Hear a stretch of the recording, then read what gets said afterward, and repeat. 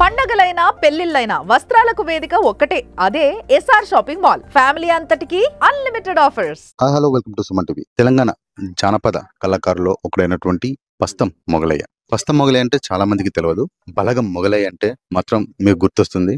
బలగం మూవీలో చివర్లో ఒక పాట వస్తుంది కదా, ఆ పాట ఎంతో మంది ప్రేక్షకులని ఒడిసి పట్టినట్టుగా బిగించినటువంటి పాట అది. ఆ పాట ద్వారానే మొగలయ్య చాలా ఫేమస్ అయ్యారు. మొగలయ్య గత కొన్ని రోజుల క్రితం అనారోగ్య కారణాల వల్ల మరణించడం జరిగింది. ఈ మొగలయ్య బేడ బుడగ జంగాల కళలలో ఒకటైనటువంటి శారద కళలని చాలా ప్రభావితం చేసి అలాంటి కళలని చాలా అంటే తనకు ఉన్న శైలితో పాడేసి ఆ కళలకి ఒక మంచి మార్కుని తెచ్చినటువంటి వ్యక్తి ఈ మొగలయ్య. ఇక్కడ వాళ్ళ ఫ్యామిలీ ఉంది, వాళ్ళ ఫ్యామిలీని అడిగి తెలుసుకుందాము అసలు ఏ కారణాల వల్ల మొగలయ్య చనిపోయారు, వాళ్ళ ఆర్థిక పరిస్థితులు ఎలా ఉన్నాయి, అలాంటి విషయాల గురించి మాట్లాడే ప్రయత్నం చేద్దాము. ప్రస్తుతం మనతో పాటు మొగలయ్య గారి భార్య ఉంది, తనతో మాట్లాడదాము. అమ్మ నమస్తే. నమస్తే సార్. ఏం పేరమ్మా మీ పేరు? నా పేరు కొమరమ్మ సార్. కొమరమ్మ గారు, ఎలా జరిగింది, ఎలా కాలం చేశారు మొగలయ్య గారు? మా కష్టాలు చెప్పను సార్. బలగం సినిమాలో పోయిన కాంచి సినిమా పోయినాం, బయటకు వచ్చినాం. వేణు సార్ వచ్చిండు, మమ్మల్ని తీసుకుపోయిండు, అక్కడ పాట పాడిచ్చిండు. అగ్రవారం సిరిసిల్ల, అగ్రవారం, కొలానూరు, హైదరాబాదు కొంచెం పోయిండు సారు. పాట పాడిచ్చిండు. పాట పాడి బయటికి వెళ్ళినాక మేము ఇక మాకు ప్రోగ్రాలు చేసుకున్నాం. ఆయనకు 30 సంవత్సరాల షుగర్ వచ్చి, షుగరు బీపీ రెండు వస్తే మేము అంతకుముందు ఆ సినిమాలో పోకముందు మా పొట్ట గడుపుకుంటాం. ఇవాళ కథ పోతేనే పొట్ట గడిచేది. కథ పోకపోతే 2 రోజులు కథ పోకపోతే ఆ రోజు మా కాలం గడిచేది కాదు. ఇక నా పిల్లలు సాదుకుంటూను కాదు. అయ్యో మేము ఎట్లా కావాలి, ఎట్లా బతకాలని. ఆయన అంత షుగర్ ఉన్నా, అంత బీపీ ఉన్నా, అంత కష్టం ఉన్నా, 120 కిలోలు వజను బాగుంటాయి. ఆ వజను ఉన్నా కానీ నాకు పొట్ట గడవదు. నేను ఎట్లా ఉండాలి ఇంటికాడని ఊగా ఆయన కష్టపడుకుంటా నేను కథ చెప్పేది.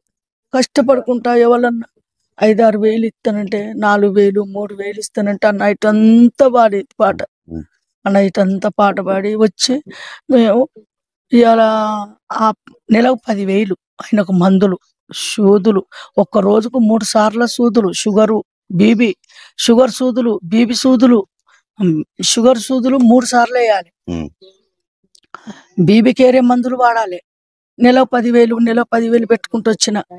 ఇక వచ్చినాక ఈ సినిమాలో పోయి పాట పాడి బయటికి వెళ్ళినాక సారు మీరు కొన్ని కుటుంబాలు కలిపినరమ్మా, మీరు మంచిగా పేరు తెచ్చిండ్రమ్మా, మీ చావట్టి పేరు వచ్చింది అని కొమరెడ్డి వెంకరెడ్డి సార్ సుత మమ్మల్ని పిలిచిండు. ఆ సార్ సుత మమ్మల్ని ఆదుకున్నాడు. మమ్మల్ని ఎర్రబెల్లి దయాకర్ సారు, ఆ సార్ ఆదుకున్నాడు. వినోద్ కుమార్ సార్, ఈయనకు హార్ట్ ప్రాబ్లం వచ్చింది. అయితే ముందుగా హరీష్ రావు సార్ ఫోన్ చేసిండు. చేసి ఆ బలగం మొయిలేయని ఆయనని బస్సుకు రావద్దు, ఆయన దుగ్గొండికి సమరాజ్ హాస్పిటల్కు అంబులెన్స్ పెట్టిండు. ఆ సార్ అంబులెన్స్ పెట్టినాక రోజు వచ్చి దినం తప్పించి దినము కొంచెం పోయేది, మళ్ళీ తీసుకొచ్చి ఇక్కడ తోలిపోతే ఒకసారి హార్ట్ ప్రాబ్లం వచ్చింది. హార్ట్ ప్రాబ్లం వస్తే నిముసులు వేసారు సార్.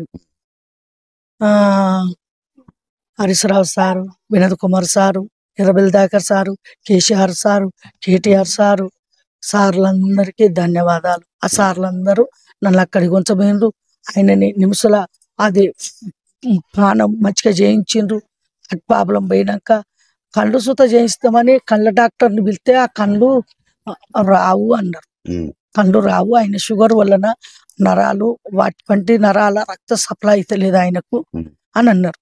అన్నాక ఇక నిమిషాల నుంచి వచ్చినాక అప్పుడు ఆపరేషన్లు చేయించాలంటే ఈయన డయాలసిస్ నడవాలంటే ఆపరేషన్లు కావాలి. ఈ చేతులకు వేయించాలి. చేతులకు వేయించేది మరి ఆరోగ్యశ్రీ కార్డు మీద ఒక్కటి పిరిగా చేస్తారమ్మా అన్నారు. ఆ ఒక్కటి సుత నాకు పిరిగా చేయలే. అలా హాస్పిటల్ పడ్డప్పుడు ఆయాసం వచ్చింది. ఆయాసం బాగా వస్తే అల్లకి వెళ్ళినప్పుడే చాలా పైసలు అయినాయి. 5 లక్షలతో బయటకు వెళ్ళినా మేము. అప్పుడు సప్పో ఆడ గుంజుకొచ్చే పెట్టినాయి. ఆ పైసలు గుంజుకొచ్చి పెట్టినాక నిమిషాలు వేసినాక కొంచెం మంచిగా అయినాక బయటకు వెళ్ళాను. మళ్ళీ తీసుకొచ్చి ఇంటికాడ వేసిర్రు. ఇంటికాడ నిమిషంలో ఉంటే హరీశ్రా అది వినోద్ కుమార్ సార్ వచ్చి ఉమ్. సార్ ధన్యవాదాలు. ఉమ్. సార్ వచ్చి మొగిలే అని లేపిండు. లేపి మా ఇద్దరిని లేపిండు.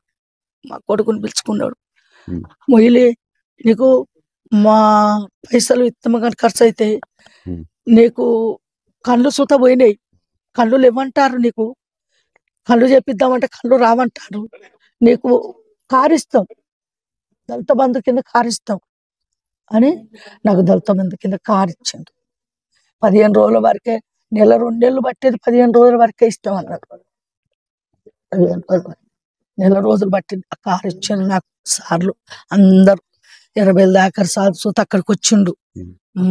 అందరూ అప్పుడే చిరంజీవి సార్ ఫోన్ చేసిండు. ఏంటండి? అప్పుడే మాకు మేము నిమ్స్లో ఉన్నప్పుడే చిరంజీవి సార్ ఫోన్ చేసి రమ్మని చెప్పి అన్నాడు. వేణు సార్ ఫోన్ చేసినట్టు రమ్మన్నాడు. ఉమ్. రమ్మన్నారు కానీ మేము పోలేదు. ఆడు ఆరోగ్యం మంచిగా లేక ఇప్పుడు ఆ నిమ్స్లో ఉండగా ట్రీట్మెంట్ అవుతుంది కదా, మళ్ళీ పోవాలంటే కుదరదు అని చెప్పి పోలేదు. ఆ తర్వాత మాకు వీలైనప్పుడు సార్కు వీలు కాలేదు, విదేశాలలో ఉన్నాడు. ఇక ఆయన మాకు కలవలేదు, మాకేమి ఇవ్వలేదు. ఈ మీడియా చూసి దాంట్లో కళ్యాణ్ సార్ ఇచ్చిండు, రోజా మేడం ఇచ్చింది, ఇది చిరంజీవి సార్ ఇచ్చిండు అది అని చెప్పి వాళ్ళని కలవలేదు మేము ఇప్పటి వరకు, మాకేమి ఇవ్వలేదు. కానీ ఇవ్వకుండా గానీ ఇచ్చిందని అంటే అక్కడ కళ్యాణ్ గారు కానీ చిరంజీవి గారు అని ఇవ్వకుండా కానీ ఇచ్చిందని చెప్పేసి సోషల్ మీడియాలో బాగా ప్రచారం చేస్తా ఉంది. చెప్పు. ఇది అట్లాగే ఆ తర్వాత ఇంటికి తీసుకొచ్చినాం. కంటిన్యూషన్ ఇట్లా డయాలిసిస్ నడుతా ఉన్నది. ఆ గవర్నమెంట్ పోయింది. ఆ గవర్నమెంట్ ఉన్నప్పుడు గవర్నమెంట్ మంచిగా ఆదుకున్నది, ఆరోగ్యపరంగా ఆదుకున్నది. మాకు కొన్ని డబ్బులు కూడా సాయం చేసేళ్ళు. అంటే ఆయన ఆరోగ్యం ఎంతవరకు అవుతుందో అంతవరకు చేసేళ్ళు. ఆ తర్వాత కొద్ది గొప్ప అప్పులు అది ఇది ఉంటే ఇప్పుడు ఈ గవర్నమెంట్ వచ్చినాక ఈ గవర్నమెంట్ కూడా ప్రతి విషయాల్లో రెస్పాన్స్ అయింది. పొన్నం ప్రభాకర్ సార్ మొన్న వాళ్ళ డాడీ వర్ధంతికి పిలిపించి 14వ వర్ధంతికి పిలిపించి నీకు స్థలం ఇస్తా, ఇల్లు కట్టిస్తా అని చెప్పడం చెప్పిండు. ఇది స్పీకరు ఆ ప్రసాద్ సార్, ఆ సారు చూసి ₹1,00,000 ఇస్తా అమ్మా అని చెప్పి ₹1,00,000 ఇచ్చిండు. నిన్న పశ్చాత్తాపం వచ్చిందని చెప్పి ₹1,00,000 ఇస్తా అమ్మా అని చెప్పి ₹1,00,000 ఇచ్చిండు స్పీకర్ సార్ కూడా. ఇది మొగలయ్య గారి కుటుంబంలో చాలా అంటే ఇంతకుముందు గతంలో మొగలయ్య గారికి చాలా అనారోగ్యం కారణంగా ఉండేది. అంటే ఇప్పుడు మొగలయ్య గారు బలగం సినిమాకు ముందు నుంచి ఈ ఆరోగ్య పరిస్థితులు ఉండేదా, తర్వాత వచ్చాయా? అంత ముందుకు ఒక 30 సంవత్సరాల కాలం నుండి షుగర్ ఉండే సార్. షుగర్ అది షుగర్ కు పోతా ఉంటేనే కిడ్నీలు కొద్దిగా ఎఫెక్ట్ అవుతా ఉన్నది అని చెప్పి సార్ చెప్పిండు, డాక్టర్ సార్ చెప్పిండు. చెప్తే దానికి పెట్టుకునే స్తోమత లేదు డాడీ దగ్గర. డబ్బులు ఇది దానికి పెట్టుకునే స్తోమత లేక అంత నెగ్లెక్ట్ చేసిండు. అది బలగం సినిమా రిలీజ్ అయినాక అది ఎఫెక్ట్ చూపించింది. అప్పటి నుండిగా డయాలసిస్ బలగం సినిమా ఏది ఫ్రీ రిలీజ్ అయిపోవడంతో అప్పటి నుండి మొదలు పెడితే ఇప్పటిదాకా డయాలసిస్ మీదనే బతికాడు. అప్పటి నుండి మొదలు పెడితే ఇప్పటిదాకా డయాలసిస్ మీదనే బతికాడు. ఇంకా రిలీజ్ కాకముందు ఫ్రీ రిలీజ్. అంటే ఇప్పుడు బలగం సినిమాకు ముందు అయితే మొగలయ్య గారు మన బూడిగ జంగల్ జానపద కళల మీద బాగా బుర్రకథలు చేసేవాడు. తర్వాత బలగం సినిమా విడుదలైన తర్వాత ఇలా మళ్ళీ కథలు చెప్పేవాడా బయట పోయేది, కథలు చెప్పేది. అట్లా ఒక 6 నెలల్లో ఇట్లా పోవచ్చు. ఆ తర్వాత ఇంకింత ఎఫెక్ట్ అయిపోయింది, పోవడం బంద్ చేసేది. అమ్మ ఇప్పుడు మరి ఆయన మందులకు కావాలంటే ఎట్లా అని చెప్పి అమ్మ ఒక్కదే పోయి చెప్పి వచ్చేది. ఎక్కడన్నా ప్రోగ్రామ్ ఉన్నదంటే ఈ సినిమా తీసినాక ఇంత కొద్దిగా ఫేమ్ ఎక్కువైంది, ఆ డాడీ పైసలు అమ్మ పైసలు అమ్మకే వచ్చేది అన్నట్టు. అట్లా పోయి అమ్మ ఒక్కది పోయి చెప్పేది. నేను అట్లా ఉల్లిగడ్డ అది ఇది అమ్ముకుంటాను, చిల్లర బిజినెస్ చేసుకుంటాను. ఉల్లిగడ్డ ఇట్లా అమ్ముకుంటా. నాది 3 పిల్లలు అన్నట్టు. నాకు షుగర్ బీపీ ఉంది. ఇక అవి వాటి మీద ఇది వెళ్ళాలంటే ఈ మందులకు వీటికి వెళ్ళవాలంటే అమ్మ అప్పుడప్పుడు ప్రోగ్రామ్ లో పోయేది. డాడీకి చిన్నగా క్రమంగా ఫస్ట్ కళ్ళు పోయినాయి, తర్వాత షోలు పోయినాయి, తర్వాత తలకాయల రక్తం గడ్డ కట్టింది, పచ్చవాతం వచ్చింది. పచ్చవాతం వస్తుంది. ఇప్పటికీ రెగ్యులర్ చూపిస్తూనే ఉన్నాం. ఒక్క రోజు ఖాళీ లేకుండా ప్రతిరోజు హాస్పిటల్ ఇప్పుడే సరిపోయేది. మొన్న నైట్ అంటే అంత బుధవారం కాక శనివారం వచ్చేసి డయాలసిస్ నడిచే కాడ ఆ షుగర్ హై లెవెల్ అయ్యి ఆ డయాలసిస్ నడవలేదు. అప్పుడు కొద్దిగా వాళ్ళు కంట్రోల్ చేసి సెట్ చేసి అయిపోయింది. ఆ సోమవారం కూడా అట్లనే సేమ్ అయిపోయింది. బుధవారం వచ్చేసి ఆ డయాలసిస్ పొద్దుగాల పెడితే బీపీ మొత్తం టోటల్ గా డౌన్ అయిపోయింది. అంటే 70-80కి వచ్చింది. అది 70-80కి వస్తే వాళ్ళు మళ్ళీ మందులు అది చేసి అప్పటి వరకు సెట్ చేసారు. ఈవినింగ్ కూడా మన సేమ్ 70-80కి వచ్చింది. అది బీపీ, షుగర్ 300 షుగర్ పోతా ఉంది. అయితే మళ్ళీ ఎట్లా అని చెప్పి అదొకటి ఇదొకటి మందులు ఇట్లా వేసినాం, సెట్ అయిపోయింది. తెల్లారి అట్లా 2-2:30కు ఆ డాడీ బాత్రూమ్ వస్తుంది అంటే అమ్మ తీసుకుపోతే అట్లే కూలపడ్డాడు కింద. కూలపడే వరకు ఏమైంది అని చెప్పి నన్ను లేపడంతో నేను వచ్చిన ఆ డాడీని పట్టుకుంటే ఆ బిడ్డ నాకు ఇట్లా లేపుతా ఉంటే మోసత్తాంది బిడ్డ అది అని చెప్పన్నాడు. మోసత్తాంది అది అని అంటే డాడీ మరి ఎట్లనే మరి హాస్పిటల్ పంప అని చెప్పి వాళ్ళు ఇచ్చిన కారు ఉందిగా ఎమ్మడే పట్టుకొని బయటికి తీసుకొస్తే నాకు దమ్ము మోస బాగుతుంది బిడ్డ అది అని చెప్పాను. అన్న కానీ ఏదో ఓర్చుకో బాపు మొత్తం చెప్పి అయితే హాస్పిటల్ ఉంటాం. మేము వరంగల్ కిరాయి తీసుకుంటాం. డాడీ పరిస్థితి మంచిగా లేదు కదా అని చెప్పి అన్ని కిరాయి తీసుకుంటాను.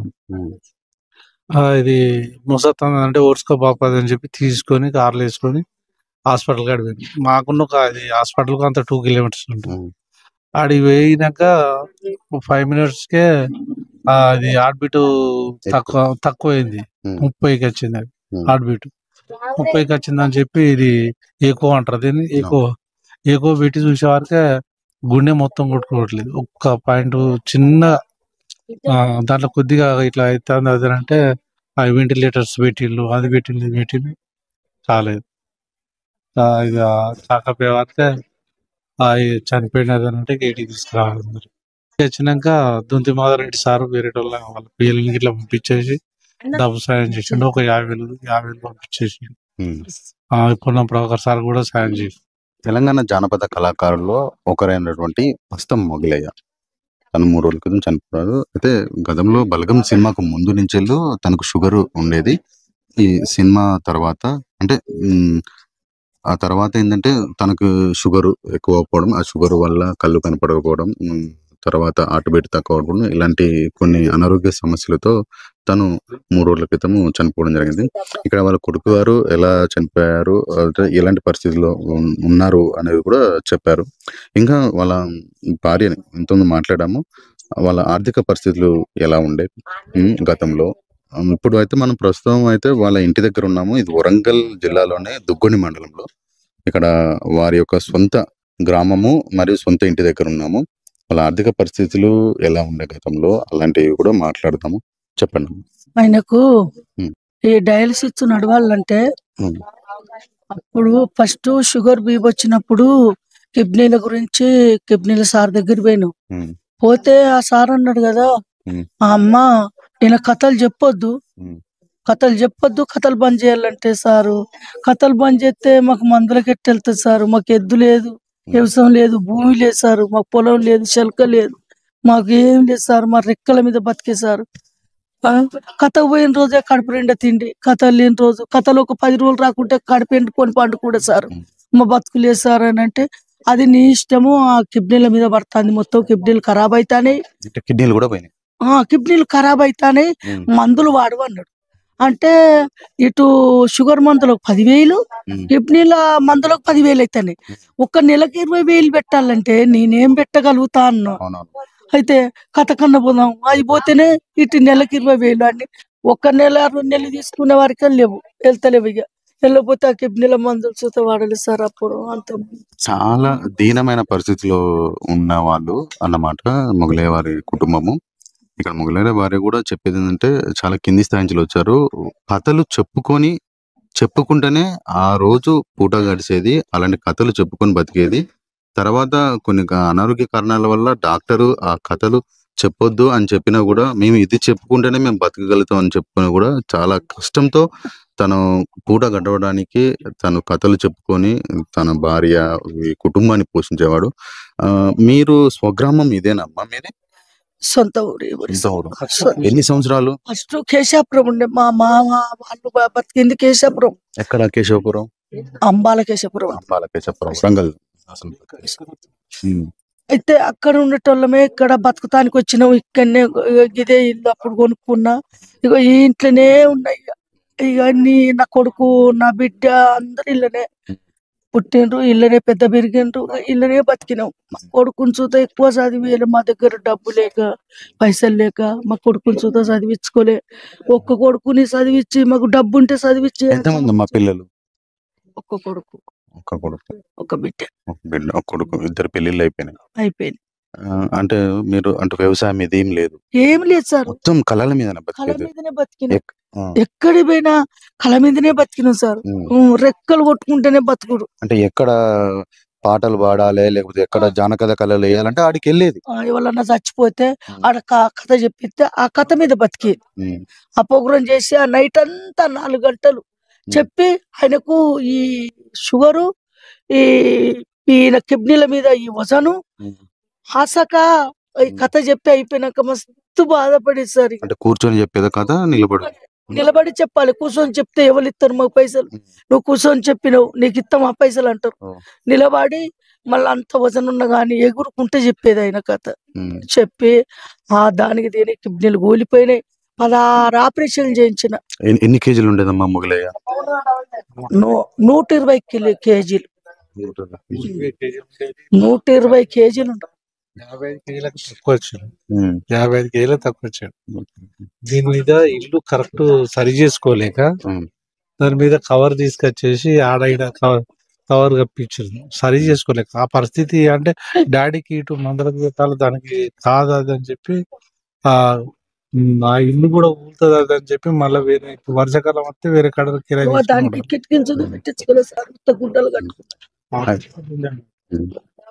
ఇక్కడ ఇప్పుడు మీరు విన్నారు కదా వాటి మాటల్లో వాళ్ళ ఆర్థిక పరిస్థితులు ఎలా ఉన్నాయి, వాళ్ళు ఎక్కడి నుంచి వచ్చారు, గతంలో ఎలా ఉండేది. ఒక పాటలు చెప్పుకొని జానపద కళలు చెప్పుకుంటే మాత్రమే వీళ్ళ పూట గడిచేది. అలాంటి పరిస్థితుల్లో మొగలయ్య గారి కుటుంబం ఉన్నది. సుమన్ టీవీలో మీ పర్సనల్ అండ్ బిజినెస్ ప్రమోషన్స్ కోసం కింది నెంబర్ కి కాంటాక్ట్ చేయండి.